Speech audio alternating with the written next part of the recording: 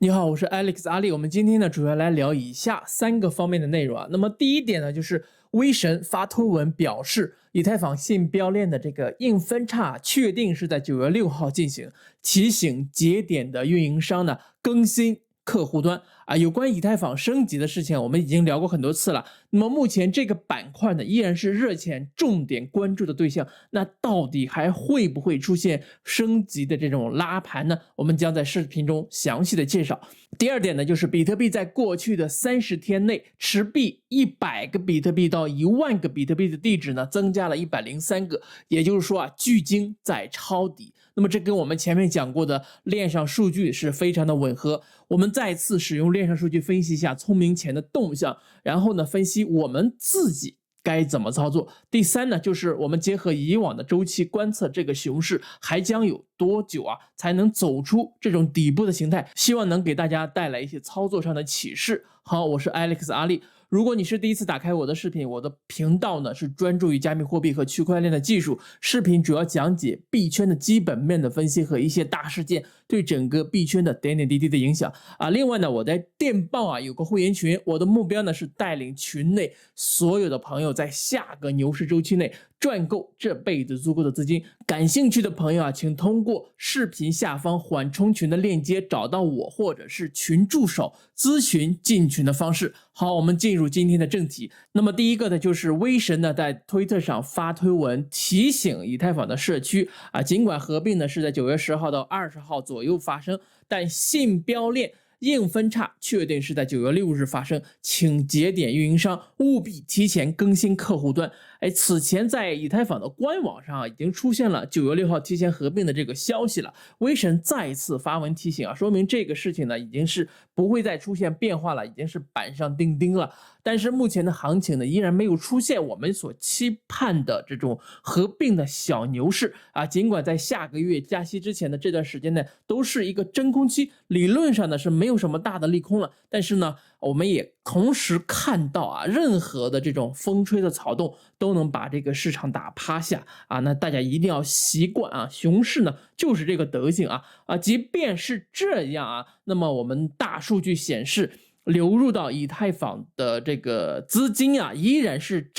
正的啊，而且呢是连续9周的资金正流入的这个状态。根据加密资产管理公司 CoinShares 他们披露的最新的数据显示啊，从6月中旬以来啊，随着这种合并透明度不断提高，以太坊市场情绪有所好转，目前已经连续9周保持资金的流入的状态，流入的资金总额是1.62亿美元。加密货币市场呢，整体呢仍然呈现出资金外流的状态啊。上周整体流出规模呢是900万美元，交易额约为10亿美元，较全年的平均水平降低了55%。比特币连续第3周资金流出啊，当前流出的总额呢是1500万美元。那么我们也看到了这个流入到以太坊的这个资金量呢，不应该是韭菜和散户们的，是有相当大的一部分是游资的所谓的聪明钱。那么我认为他们就是想短线操作一波，拉高之后呢，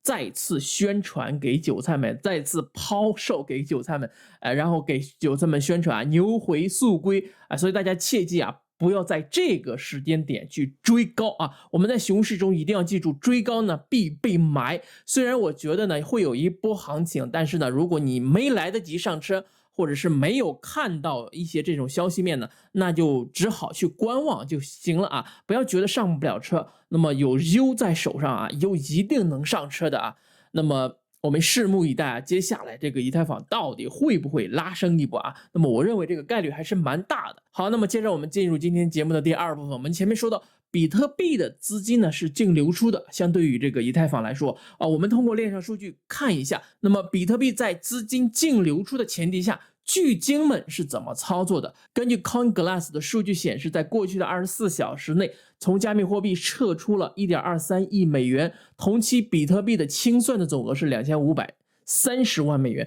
从这个上周五鲍威尔发表演讲以来，比特币网络上呢每日的活跃的地址呢下降了79%啊。Sentiment 的数据显示，在过去30天里，这一数字下降了81%。根据 Sentiment 的数据啊，尽管比特币价格呢持续下跌，但关键鲸鱼的地址在上个月增加了持有量，在过去的30天内，持有100个到1万个比特币的地址呢，增加了103个啊，这个数据还是蛮大的。那么这就使得比特币网络上持有100个比特币到1万个比特币的地址呢，累计达到了15847个。根据 Sentiment 的说法呢，这是一个积极的信号啊，他给出的理由就是比特币的价格啊，与持有100到1万个比特币的地址数量之间呢存在相关性。但是呢，他又没有把这个事情讲得太明白。我们接着看，尽管金融市场呢普遍的低迷啊，也带着这个加密市场的普遍下跌，但投资者仍然看好比特币。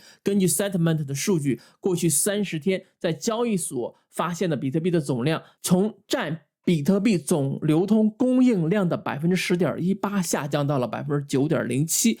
这种持续下跌啊，能够引发供应冲击啊。如果总需求保持不变，这可能会在短期内推高比特币的价格。我们大家都明白，这个市场的波动呢，其实说白了就是供需关系的不断的变化所导致的。而且我们看这张图啊，交易所的余额呢仍然在下降的这个状态，一边呢是鲸鱼们在不断的偷偷的吸收筹码，那么一边呢就是比特币的这个余额在不断的减少啊，那就是造成了一种供不应求的这种状态。那么这么下去啊，鲸鱼会不会啊也想趁着这种以太坊合并的行情，偷偷的也去拉升一波比特币呢？我们没有办法去预测未来，但是呢，根据我们之前讲过的酒神的这个定投的指标，那么目前呢仍然是在抄底线之下。那么该怎么操作，应该都不用多讲了啊！我建议啊，我们大家呢，每个人每天必看的一个曲线呢，就是这个酒神的定投的指标。那么这个指标呢，就在 CoinGlass 上面啊，有中文的这个页面，你可以选择的中文，你可以去看，每天去观测这个指标。那么接下来我们进入今天的第3部分啊，这个图片呢是来自推特用户 Root。他将过去的2次大周期和目前正在进行的这个周期做了一次对比，我们可以清晰的看到熊市底部的时间段大约是1年。当前这个周期呢，我们底部已经走了将近一半了啊，非常关键，将近一半了。那么这跟我前几天说的熊市中后期的特征啊，已经出现了，就不谋而合了。那么大家仔细观察这个熊市底部的这1年啊，虽然说是在底部，但是呢，在底部后期啊，就大约在这个后期的1/4的这个状态呢，其实已经开始往上拉升了。那么对比前2次这种熊市的大底啊，那我们能够发现，尽管今年的6月份比特币的价格呢一度跌到了17000，但是呢，真正的大底可能还没有到来。那么我为什么这么说呢？大家看每个周期上面的这个虚线，这个虚线呢就是比特币的实际的这个价值。比特币实际的价值的计算公式呢，就是所有比特币的购买价格啊，除以流通中的比特币所有的这个数量，得到了一个数值。我们可以看到，目前的这个比特币的价格呢是在实际价值之下运行，但是呢，这个运行的这个时间呢还不够长。换句话说啊，也就是说大部分人购买的比特币还没有处于亏损的状态，还没有将大部分韭菜的这种信心啊全部的磨灭，市场还需要几次的深度的下探洗盘，然后呢价格在底部再运行个1-2个月啊，让很多韭菜呢就认为真的是没有希望没有盼头了，然后乖乖的交出自己的筹码，巨鲸们再用更低的成本呢去完成吸筹，这样熊市的底部呢才算是构建完成了。那么一旦到了那一天的时候啊，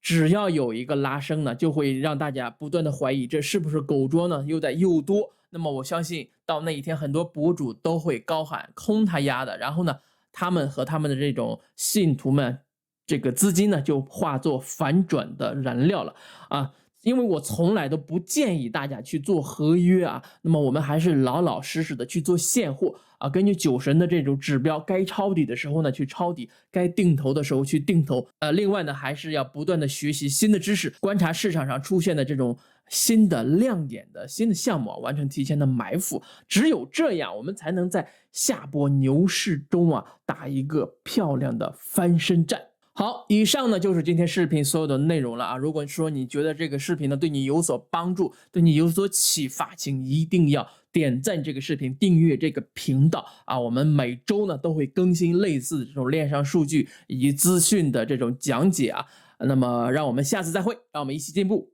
共同发财，peace。